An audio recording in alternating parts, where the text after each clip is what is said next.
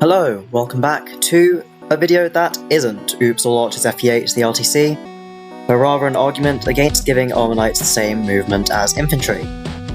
This is earlier than I thought I'd be making a video essay / analytical video, and certainly not the first one I was initially planning on making.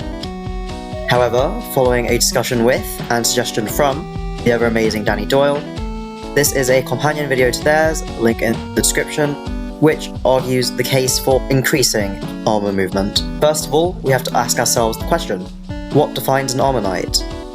This requires us to think about what defines a class generally. A class is broadly defined by the following. 1. Their basic combat stat spread, such as HP, strength, magic, skill, etc. Other stats, such as move, con/build, and terrain penalties. Weapon availability. This comprises all of weapon type, starting and max weapon rank, and any effective weaponry they can wield. Leading on from this, 4. Effective weaknesses. This is typically weaponry, such as bows / wind tome value weakness for flyers. It can also comprise skills, such as Beastbane being effective against Lagoos, Kitsune, and Wolfskin. 5. Class skills. These can be class locked, such as Allied Defense for Great Knights Engage, or transferable outside of the class, such as Luna from Great Knight in Fate's Awakening. In terms of how this defines the Armour Knight, they have high HP, strength, defense, and low res and speed, and move that is lower than an infantry unit, relatively high con and build, and higher terrain penalties. They typically have lances at tier 1, and therefore access to the Rider's Bane and Horse Slayer, and in some games, the Heavy Spear, which is effective against fellow armors, gaining additional weapon types on promotion. They face effective damage from armor slayers and hammers, as well as the rapier and its variants, such as the Regan Leaf and the Fanny. The problems with Armour Knight as player-controlled units are twofold. 1. They have low move, so don't see much combat or help towards time-sensitive map objectives. This is pretty self-explanatory. 2. Their combat is not good. In enemy phase games like the Sacred Stones, the defensive bulk is overkill and thus not needed. In more player phase focused games such as Engage, the defensive bulk is not so much higher as to be especially notable or worthwhile long term. In both cases, but especially in the case of the latter, this is compounded by their speed being very low. This means they take more damage than another unit that doesn't get doubled, even frequently low defense units like sword fighters. Their strength is also often not high enough that you get much value out of the singular attack they do get off if they hit it. Regarding the armor typing and therefore weakness, I do not consider the effective weaponry weakness to be all that significant, as there is overall a low proportion of enemies with effective weaponry. The thesis of this video is, the problem with armors is not their low move, but rather that they don't get anything noteworthy in return for it. Typical player-controlled armors are just bad at both combat and utility. In Tier 1 classes, they typically have no weapon type flexibility, and as hinted at previously, they don't have good enough combat for the movement trade-off. Their strength and defense are not high enough to be worthwhile, and to a lesser extent, their classical weaknesses of res and speed can lead to them having subpar combat generally. Regarding utility, there are few to no opportunities in map design or side objectives to be meaningfully useful. What actually happens if we simply increase their move? In the context of a lance armor, the most common iteration, giving them an infantry move gives you a slightly bulkier, slower soldier / lance fighter / halberdier. This already loses some class identity. The only truly defining characteristics remaining are armored weakness, which I already don't think is that significant, and increased terrain penalties. Addressing that point, increased terrain penalties are relatively low impact. Tiles that are accessible to flyers only are still only accessible to flyers. Terrain is already only as impactful as it is common.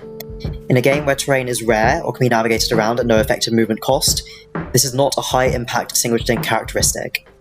Even in games where terrain is more common, on maps where any grounded units are heavily slowed down by it, the map was likely already dominated by flyers in some form, whether it be as combat units or as utility ferrying around grounded units.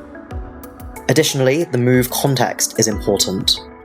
In a game where there is heavy emphasis on getting from A to B, armors, and infantry, to a lesser extent, are always going to be bad compared to mounted units. Some examples of this are thieves stealing chest items, brigands destroying villages, and turn-specific events. This is especially the case in games where there are no movement tools such as warp, stride, or rescue as a command or a staff. Even in these games, where they do exist, there's a good argument to be made that if their combat capabilities are sufficient, these tools are better used on already high move units such as cavalry and flyers. It is also worth noting that giving armors as a whole move just makes them more annoying to fight as enemies. Armors are already more potent in the enemy hand as they are typically defending against you. Perhaps counter to the annoying point, counting enemy ranges across different enemy types is something that I enjoy when planning my enemy phases, so I appreciate the movement calculation differences that enemy armors bring to this. While it is possible to give the move bonus to only one party, like how the Free Houses Pegasus Knights are advanced classes and thus have an extra point of move over player-controlled ones, which I was not a fan of, I do think if there is any inherent class move advantage, it should not belong to the player. This is because, as humans, we have a much greater ability to use our resources well compared to the AI, which can be easily manipulated. While I don't necessarily think that anything about armors has to improve, I think that if you were to try and meaningfully improve them, you are always going to have to alter their actual combat stats anyway. Keeping their stat spread exactly the same and only increasing their move is simply an easy band-aid fix to some of their innate issues without actually addressing them all in full. In terms of how you can improve armor combat, you can double down on their strengths by increasing their strength and defense both to a point where they can always effectively tank and counter, with good starting bases in all of HP, strength and defense. There are two ways of addressing the speed issue. One, you can give them enough speed so that while they remain in the lowest speed tier, it's possible for them to avoid getting doubled by mid-speed enemy types that would heavily physically chunk them, even with a defense buff, such as axe fighters and berserkers. Alternatively, you can mitigate the speed issue with skills. Without a comment on how balanced these all necessarily are, some examples include Wary Fighter from the Fate general class means that they cannot double or be doubled. If you want an enemy phase, Quick Riposte from Free Houses means that if a foe initiates combat while the unit's HP is greater or equal to 50%, you're given a follow-up attack and you deny the opponent theirs. As a player phase skill, Bold Fighter from Heroes means that if the unit initiates combat, they are given a guaranteed follow-up attack. This could be something like Pincer Attack from Engage's Halberdier class, if you wanted to be more prohibitive with positioning, which could be interesting considering the lower movement. Regarding the res issue, you could give them just enough res so that they wouldn't get one-rounded by a lone magical enemy, but rather two mages, or a mage and a physical enemy that can do damage to them. As an alternative, you can make Pure Waters very readily available early. Already though, I do think that most armors, even player-controlled, with sufficiently high HP values, are unlikely to get one-rounded by a singular magical enemy. While this is unrelated to the stats that I've mentioned before, I would also give them high skill/dexterity so that they can hit their attacks reliably. This helps with the counter section of effectively tank and counter. This is especially important if weapon triangle disadvantage is a factor. In terms of improving their utility and their ability to reach combat, you can give them a good starting level, so it doesn't matter as much if they don't reach as much combat, a la FE7 or Swim. Make their additional bulk something that players will greatly appreciate, such as by making other units, especially high move units, frailer, or having enemies hit meaningfully hard. This would give, at the very least, a simple enough way to clear the game with something like FE11 General Sedgar Wolf should they want to.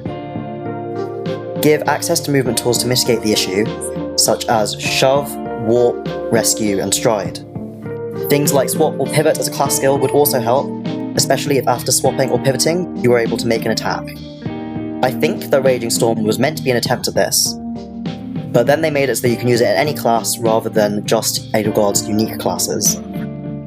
In a game with rescue commands, you can give them additional utility, either for rescuing people, such as Saviour, or make it easier to rescue them by reducing their build when getting rescued, so it's easier to move them around, while retaining high constitution for wielding heavy, strong weapons.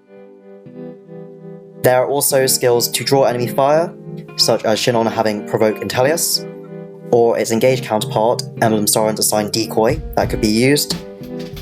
Looking at Karga's games, Boic Saga's Guard skill means that a unit with the skill can choose to select guard on an adjacent unit, and until the next phase, all enemy attacks on the guarded unit will be directed to the guard unit, albeit with half defense. This would additionally provide a way of mitigating the speed issue in and of itself.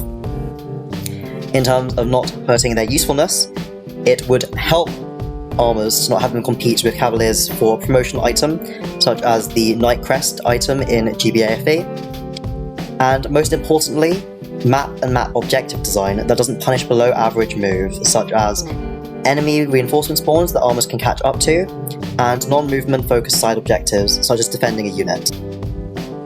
In conclusion, I think that if you were to improve Armour Knights, simply improving their movement isn't the answer. Of course though, this does ultimately depend on how many changes you want to make. If you just want to change the armour, 5 move armours is an easy fix, because 4 move armours without other changes either to themselves or the context around them will probably never be good.